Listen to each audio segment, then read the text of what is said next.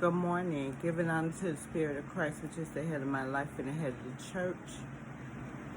It is 7:30 Eastern Standard Time, which y'all know I'm in New York now. Seeing about my husband, but the mission has to be done. I want to come to y'all with my post-it notes. And this one says, please be kind. No one really understands kindness unless you demonstrate it. Being kind can be so difficult at times, and I know myself, I'm not always kind. I could tell people, oh, I'm so friendly, I'm so lovable, this, that, and the other. No, that's a lie. I have to remind myself to be kind, because kindness goes a long way.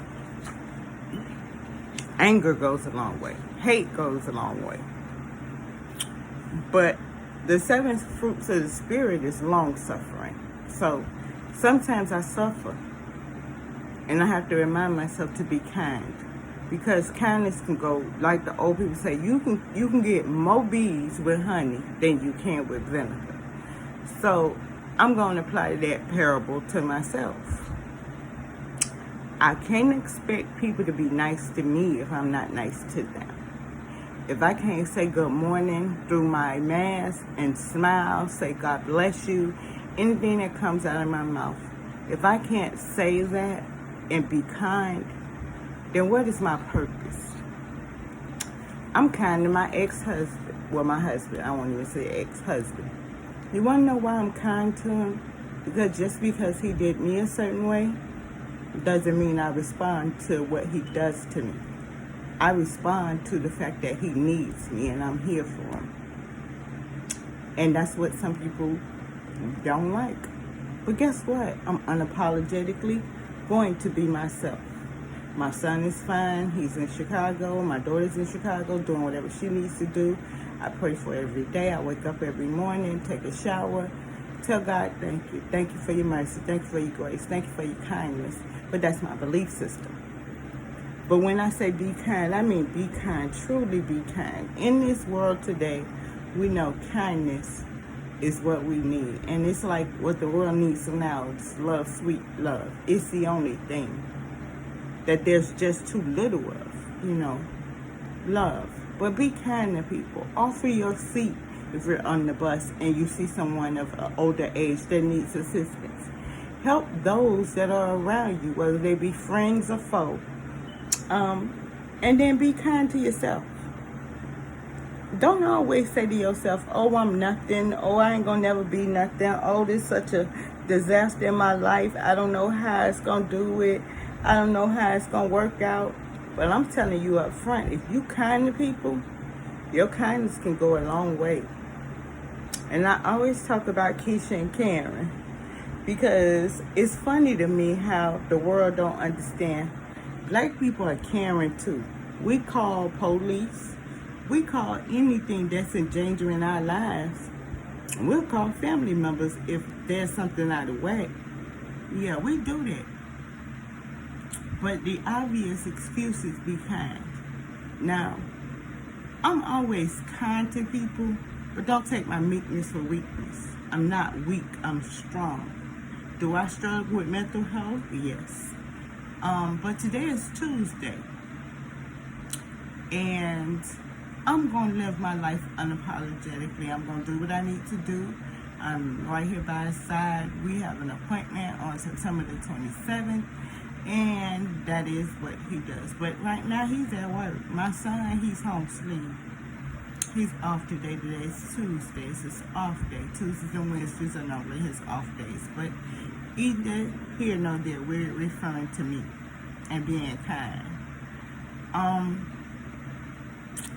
We can be so hateful sometimes and resentful sometimes, whether because we were a mother, we lost our jobs, someone did us wrong. And a lot of people have done me wrong, including my husband. But if God gives me grace and mercy to wake up, he gave me grace and mercy to be kind. Yeah, I'm kind to people. I don't always do evil for evil. But then I'm a Karen. I make phone calls. And I got something going on the 17th that my son, I want him to be there so he can point out information for the stuff that I have going on. But guess what? We're going to look at a new place today, and he's going to video chat me, and we're going to see what it looks like. They can see me. We can have a discussion and things of that. Because moving forward this is not my residence in Chicago. Me and my son are moving. We just got to find a new location. But God is in the midst of it all. My belief system is that if I'm kind to my son, him and I will be able to move, and we will manifest what we need to manifest in Chicago. But right now, I'm in New York. And pain and suffering is sometimes hard for people to understand, battling cancer. And I know recently Nene Leakes lost her husband to prostate cancer. And it was not there, then it came back. And how she handled it was she publicly told everyone that her husband has transitioned on. And that's a hard thing because they've been married, they broke up, and they got remarried. But the love of a caregiver is hard for a cancer patient that goes through chemo, that goes through all those things and still stands by that person's side. My husband has opted not to do chemo. He doesn't want to do chemo. Even though he has pancreatic cancer, cancer of the femur, and cancer of the lower rib. He does not want to do chemo. He said what he got going on is working for him, and I'm supporting him in that matter. My son, he is loving his life, doing what he needs to do for himself, taking care of himself and his mother while we are in Chicago. And like I said, I can't live in New York. I could try to live in New York, but I can't, because the one thing people don't understand about me is I'm a hermit. I stay in my house.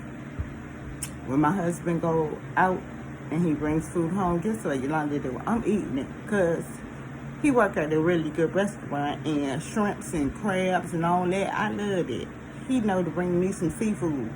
And he also knows that Burger King is my favorite restaurant, so anytime I get an opportunity to find Burger King, which is not here in Brooklyn, I'm in Brooklyn.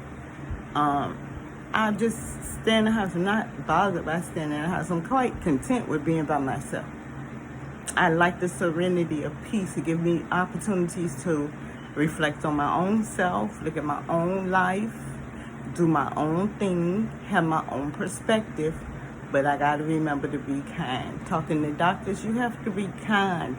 And talking to your spouse, you have to be kind. You can't do just because. Let me give y'all an argument about a husband and a wife. A husband and a wife can just argue, blah, blah, blah, blah, blah, back and forth, just using it, their mouths. And they be cutting each other with real cuts of hurt. But it's still an argument between two adults.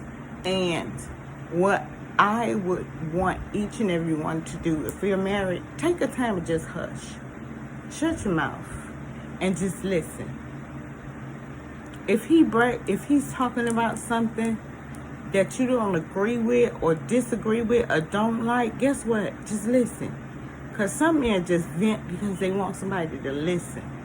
And sometimes listening and responding can be two different ways. You could respond negatively and then you start a domino effect. Or you could be kind and say absolutely nothing and hear him out.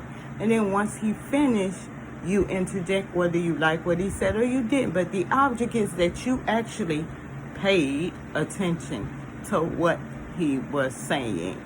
See, sometimes you don't get that in marriage. A lot of times we get mad at little itty-bitty stuff, like he didn't place the toilet seat down and I fell in, or he didn't do the laundry and I told him to do that. But guess what? You know what? You have the power of you. If you don't like that situation, guess what you do? You get out of it. But if you can't get out of it, then handle it accordingly. Adjust yourself. But remember, kindness goes a long way. Even in revenge. If you are kind and you are you have a poker face, as I say. Your poker face is on point because your intuition has kicked in and you see something you want to change about you and your situation. And because you want to change it, you have the power to either accept what your husband says and agree, or refute what he says, which means deny, and make a even appeal to his human side as a wife. And being kind and saying, okay, I heard what you said. This makes sense. Okay, I agree with you. I don't agree with you. This, that, and the other. That is compassion, understanding, and commitment to the man in your life, or the woman in your life, or whoever is in your life. Because the one thing I'm always telling people, I love the LGBTQ community.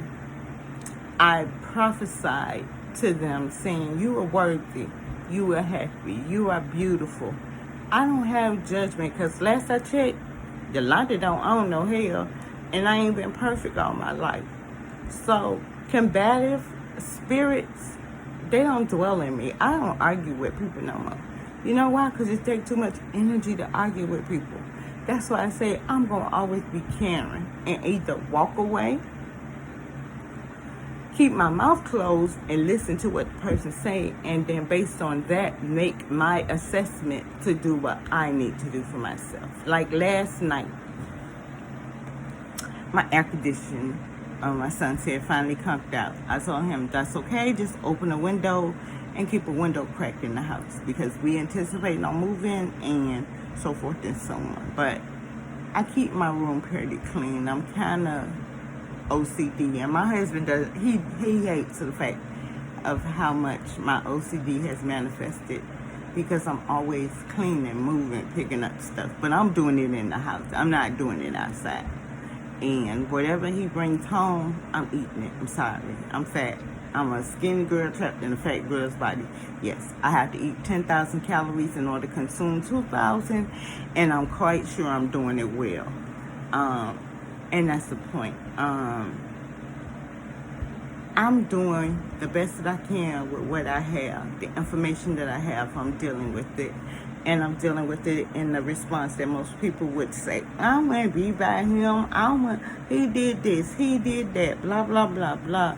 But he who lives without sin casts the first stone. If you so perfect, why you coming from me and my relationship? I've been married 27 plus years. Who are you to tell me what I can and can't do? Guess what? You don't own me. You don't tell me nothing. And the difference between me and other people is I don't care if you watch it or not. Do I want my YouTube to go? Yes. Do I want things to happen in my life? Yes. But guess what I'm going to do? I'm going to be kind and not do evil for evil. And if someone does evil to me, I know how to pick up the phone and dial 911. I'm not the type of person that does not understand the power of the phone and corporate and having things done in that nature. As I said before, I'm a Post-it note person, but on my Post-it notes, I put in the life book. And the life book is something that I got when I was in the hospital, and I did 27 days in the hospital. And it's just been so instrumental to me, because I want to keep my Post-it notes kind of organized. But then it just reminds me of, you know, how many things in life that we can say or we can do, and how we absorb information and things of that. And as I put my Post-it on here, it says, Jesus cleaned a man with an unclean spirit. Okay, let's just go with spirit and unclean. White is something hard to keep clean. My son hates white, because he said white means you got to add something separately, so he don't have too many clothes that's white. But I have a lot of clothes that's white. I love the color white, because white can tell you if you clean or dirty. But that's just me. my white. I love white. I love to clean. I love to wipe. I love to cook. Bleach is my favorite scent. But I'm human. And I remember this story, how Jesus healed the man with the unclean spirit, and why some people don't eat pork because of that information. As far as casting the demons out into the swine, then the swine going into the water and drowning. That type of information, people have depicted that they don't eat pork. Sorry, I'm Puerto Rican. Pork is something that we all love. Chicharrones, we love pork chops, we love beef sirloin, we love ribs. We make the pig and the chicken and the lamb. He can't live in Puerto Rico. Neither can the iguanas, none of that. The pacos, none of that. The fish, none of that. Because we are people who love pork, like mofongo. I'll give you an example. Mofongo is blended up plantains, beaten, and then we add pork rinds. We call them chicharrones. And we add garlic and oil. And that oil sauce, and we blend it up, it gives us a different texture. So you eat mofongo. If you eat mofongo, then you'll understand, the plantains aren't sweet. So everything mixed together with the different textures is really amazing. And some people eat it by itself. Some people like pork juice on it. Some people do it so many different ways. But mofongo is something Puerto Ricans love. And but living in Chicago, I also know what culture, like halal food. Which halal food, it means that it's been prayed over. And in Chicago, they have a really nice restaurant. It's in Oakland. And it's by Cooper Hart Winery, which, if you know from Chicago, you know exactly where it is. But they're known for their $5 special for lunch. And last time I was over there, I actually got an opportunity to eat halal food for just $5. But this place is well known. They have so many different things that are nice. And then there is a cafe that is on the corner where the bus gets off that I go to too. It has empanadas, all different type of empanadas, guava and cheese, this, that, and the other. I got guava in my freezer right now in Chicago because I know how to make guava and cheese pastries with just crescent rolls or puff pastry. Either one will do the trick. And that's what I like. I like to have coffee. I'm a coffee drinker. It is pumpkin spice, so y'all know I'm on my pumpkin spice forever and a day. And I'm cooking whatever my husband wants. If he wants anything, but 9 times out of 10 he normally doesn't eat. He simply tells me, I bring something home, and when he come home, I'm eating it. So your kindness can go a long way. Your anger can go a long way. Your pride can go a long way. But you got to realize being nice sometimes means you got to put your pride aside. Sometimes the things that you want to say, you can't say. Because in the end of the day, a closed mouth can, if you put your hand over your mouth, and you can smile, yes, dear. Not being condescending, but actually because you listened to what this man said, and you responded by repeating what he said. That's affirmation. So whatever he says to you and you repeat it back like everyone else should, that means that they have a sense of a yes or no because you actually heard them and you're repeating information. It's called communication. Feeding, give and take. But it's give and take information. But sometimes us wives, and I'll be straight, us wives want to nag, say stuff that's stupid. Then all of a sudden get mad because of our husband's response. Now, we can be humble, in which I'm trying to teach women of today to be humble and be kind. And remember, wealth, health, and prosperity is everything that I wish for you. And you guys have an amazing and wonderful Tuesday.